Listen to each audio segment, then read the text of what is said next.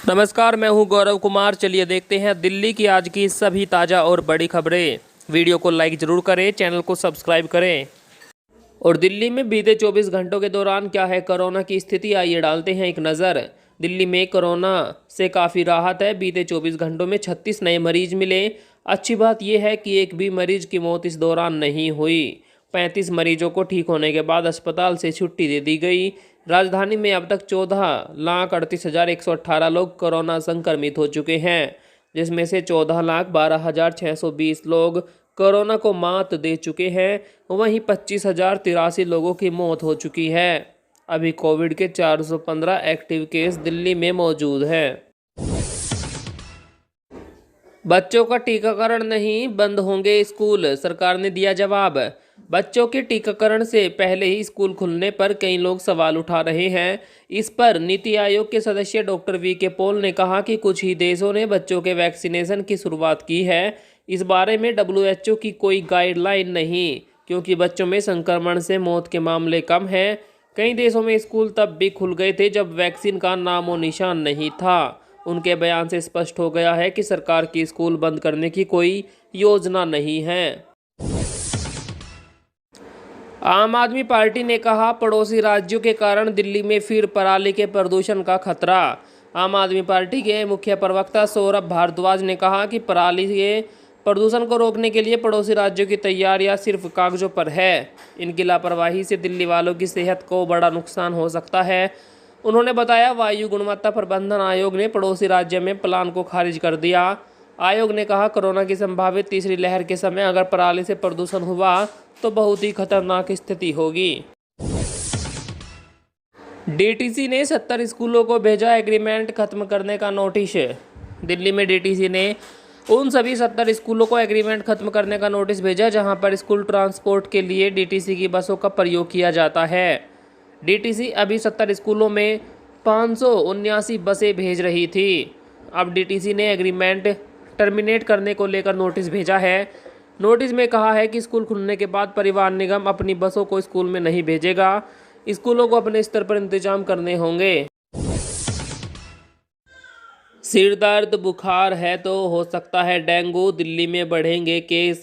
दिल्ली के Madhukar rainbow children अस्पताल के डॉक्टर नितिन वर्मा ने कहा कि डेंगू के अधिकतर केस मानसून में आते हैं। आने वाले दिनों में मामलों में बढ़ोतरी हो सकती है। अगर बच्चों के सिर में तेज दर्द और बुखार है तो डेंगू के बारे में सोचना चाहिए। अधिकतर बच्चे घर में ही ठीक हो सकते हैं। उन्हें आराम, दवाई और पानी की मात्रा ज़्यादा देनी है। अगर बच्चों को कमजोरी आ रही है तो पेट में दर्द है तो डॉक्टरों को दिखाए। किसान नेता राकेश टिकैत बोले, हमें दिल्ली सीमा पर डटे रहना चाहिए, करनाल बुलाना चाहते हैं मुख्यमंत्री। किसान नेता राकेश टिकैत ने हरियाणा के मुख्यमंत्री मनोहर लाल खट्टर पर हमला बोला।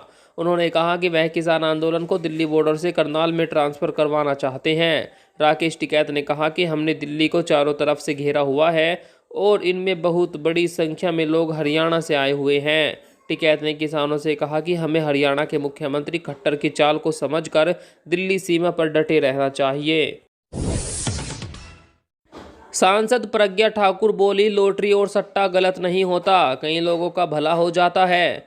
मध्य प्रदेश के भोपाल से बीजेपी की चर्चित सांसद साध्वी प्रज्ञा ठाकुर एक बार फिर अपने बयान के लिए सुर्खियों में हैं। उन्होंने कहा, लॉटरी और सट्टा लगाना हमेशा गलत नहीं होता, कई तरह की लॉटरी से लोगों का भला भी हो जाता है। प्रज्ञा ठाकुर ने कहा, अभी कोरोना महामारी के समय में जब देश की अर्थव्यवस्था पटरी से उतरी हुई है, तब इसे शुरू करने से इसे वापस अच्छी स्थिति में लाने में मदद मिलेगी। रिटायर्ड कर्मियों को मिला तोहफा, 28% डीए के हिसाब से मिलेंगे वित्तीय फायदे। 1 जनवरी 2020 और 30 जून 2021 के बीच रिटायर हुए केंद्रीय कर्मचारियों को केंद्र सरकार की तरफ से बड़ा तोहफा मिला है। जानकारी के मुताबिक केंद्र सरकार ने अपने रिटायर्ड कर्मचारियों की ग्रेजुएटी और अर्जित अवकाश का भुगतान, जो कि सेवाकाल के बाद मिलता है, अब यह पैसा बढ़े हुए डीए के अनुसार मिलेगा। इसके तहत डीए की दर कर्मचारियों के बेसिक वेतन का 21%, 24% और 28% रहेगा। अगले महीने बाजार में आ सकती है जॉनसन एंड जॉनसन की सिंगल डोज वैक्सीन। अमेरिकी pharma company Johnson and Johnson की सिंगल डोज कोरोना वैक्सीन अगले महीने से मिल सकती है। भारत में इसका निर्माण हैदराबाद की कंपनी बायोलॉजिकल ई कर रही है। पिछले महीने DCGI ने इस वैक्सीन के इमरजेंसी यूज की मंजूरी दी थी। कोरोना को मात देने के लिए भारत के पास अब कुल मिलाकर 5 इमरजेंसी वैक्सीन उपलब्ध है। ये वैक्सीन बीमारी के गंभीर मामलों को रोकने में तो ये 86% तक प्रभावी है। तालिबान सरकार की मदद करने के लिए चीन ने खोल दिया खजाना, 228 करोड़ के पैकेज का ऐलान। अफगानिस्तान में तालिबान सरकार के गठन के ऐलान के 24 घंटों के भीतर ही चीन ने मदद के लिए अपना खजाना खोल दिया। चीन ने अफगानिस्तान के लिए 200 मिलियन युआन यानी कि 228 करोड़ रुपए मूल्य के अनाज, सर्दियों के सामान और कोरोना वायरस वैक्सीन की मदद देने का ऐलान किया। तालिबान की अंतरिम सरकार का समर्थन करते हुए चीन ने कहा कि यह व्यवस्था बनाने और अराजकता को खत्म करने के लिए जरूरी कदम है। दिल्ली में फर्स्ट इन फर्स्ट आउट आधार पर बनेंगे नए राशन कार्ड। दिल्ली में नए राशन कार्ड बनाने और मौजूदा राशन कार्ड में लाभार्थियों के नाम जोड़ने से संबंधित लंबित आवेदनों का अब जल्द निपटारा किया जाएगा। इन सभी आवेदनों की प्रक्रिया में तेजी लाने के लिए प्राथमिकता मापदंड FIFO को अपनाया जाएगा। इसको लेकर दिल्ली सरकार के खाद्य एवं आपूर्ति मंत्री इमरान हुसैन ने खाद्य एवं आपूर्ति आयुक्त और विभाग के वरिष्ठ अधिकारियों को निर्देश दिए। जम्मू कश्मीर में राहुल गांधी कटरा पहुंचे, कांग्रेस सांसद शुरू की यात्रा। अनुच्छेद 370 के निरस्त होने के बाद कांग्रेस के वरिष्ठ नेता व सांसद राहुल गांधी जम्मू के 2 दिवसीय दौरे पर पहुंच चुके हैं। वह जम्मू कश्मीर पहुंचकर सबसे पहले मां वैष्णो के दर्शन के लिए जा रहे हैं। इस दौरान कांग्रेस नेता राहुल गांधी ने कहा कि मैं यहां माता की पूजा करने आया हूं। मैं यहां पर किसी तरह की कोई भी राजनीतिक टिप्पणी नहीं करना चाहता। लेफ्ट से कन्हैया का मोह हुआ भंग, राहुल से मिले, कांग्रेस में जाने की अटकलें तेज। कन्हैया कुमार ने हाल में कांग्रेस नेता राहुल गांधी और चुनावी रणनीतिकार प्रशांत किशोर से मुलाकात की है। इसके बाद चर्चा होने लगी है कि क्या कन्हैया का लेफ्ट से मोह भंग हो गया है। कई राजनीतिक विश्लेषकों का यह भी मानना है कि इस मुलाकात के बाद कन्हैया कांग्रेस में भी शामिल हो सकते हैं। बता दें 2019 में कन्हैया ने केंद्रीय मंत्री गिरिराज सिंह के खिलाफ बेगूसराय से लोकसभा चुनाव लड़ा था। पांडव नगर पुलिस स्टेशन में 3 महीनों के अंदर 2 पुलिसकर्मियों ने दी जान। दिल्ली के पांडव नगर पुलिस स्टेशन में बीते 4 जून को SI राहुल सिंह ने अपनी सर्विस रिवॉल्वर से खुद को गोली मारकर जान दे दी। वहीं दूसरा मामला 2 दिन पहले होमगार्ड ब्रजलाल ने पंखे से लटक कर जान दी। दोनों के मामले में थाने के SHO पर प्रताड़ना के आरोप लगाए गए। बताया जा रहा है मृतक ब्रजलाल ने भी सुसाइड नोट छोड़ा और कथित रूप से थाने के SHO पर प्रताड़ित करने का आरोप लगाया। पाकिस्तानी सरकार चली तालिबान की राह पर, टीचर्स नहीं पहन सकेंगे जीन्स टी शर्ट। तालिबान का असर अब पाकिस्तान पर भी पड़ने लगा है। यहाँ की इमरान खान सरकार ने सभी केंद्रीय शिक्षा संस्थानों के टीचर्स के लिए एक बड़ा फरमान जारी किया, जिसमें कहा गया कि FDE के तहत आने वाले किसी भी स्कूल, कॉलेज या यूनिवर्सिटी के टीचर्स जीन्स टी शर्ट्स नहीं पहन सकेंगे। बता दें इसके पीछे कुछ दिन पहले ही बहावलपुर मेडिकल कॉलेज में स्टूडेंट को भी इस तरह के कपड़े पहनने से रोका गया था।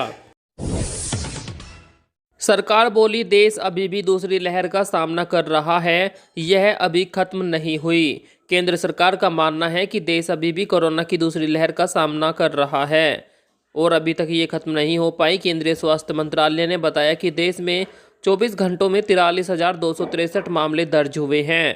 केरल में 32,000 से ज़्यादा मामले आए। देश में पिछले हफ्ते आए कुल संक्रमित 68% मामले केरल में ही रिपोर्ट किए गए थे। पहली लहर के दौरान मामलों में गिरावट की दर 50% थी, जो इस लहर में इससे थोड़ी कम है। अमेरिकी दौरे पर जा सकते हैं प्रधानमंत्री मोदी, क्वाड देशों की होनी है बैठक। प्रधानमंत्री मोदी इस महीने के आखिर में अमेरिका का दौरा कर सकते हैं। राष्ट्रपति जो बाइडेन द्वारा क्वाड देशों की बैठक होनी है, इस पर इन पर्सन बुलाई गई, जो वाशिंगटन में होनी है। हालांकि इसको लेकर भारत सरकार की तरफ से कोई आधिकारिक बयान नहीं आया। क्वाड ग्रुप में अमेरिका और भारत के अलावा जापान, ऑस्ट्रेलिया शामिल है और बता दें कि चीन और रूस के बढ़ते वर्चस्व को टक्कर देने के लिए इस ग्रुप का गठन हुआ था। डीटीसी ने 2644 बसों के रखरखाव के लिए जारी किए टेंडर। दिल्ली परिवहन निगम ने उम्र पूरी कर चुकी 2644 बसों के रखरखाव के लिए टेंडर जारी किए हैं। ये बसें पंजीकरण की तारीख से 15 वर्षों तक चलाई जानी है। संबंधित कंपनी बसों की मरम्मत सहित व्यापक स्तर पर वार्षिक रखरखाव करेगी। डीटीसी के पास टाटा कंपनी की 2644 लो फ्लोर सीएनजी चालित बसें हैं। ये बसें 2007 से लेकर 2010 तक आई थी। बसों में 1840 नॉन एसी और 804 बसें एसी वाली हैं। आदतें सुधारने के लिए कहती थी, इसलिए शराबी बेटे ने मां को मारी थी गोली। दिल्ली के मुंडका में मां को गोली मारने वाला आरोपी बेटा गिरफ्तार हुआ है। आरोपी पिछले 1 हफ्ते से फरार चल रहा था। पुलिस ने उसके पास से 2 पिस्तौल और 1 कारतूस बरामद किया।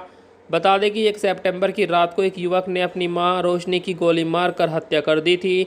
आरोपी संदीप ने बताया कि उसकी मां शराब पीने की आदत को छुड़वाना चाहती थी। इसके बाद दोनों का झगड़ा हुआ और उसने मां को गोली मार दी थी।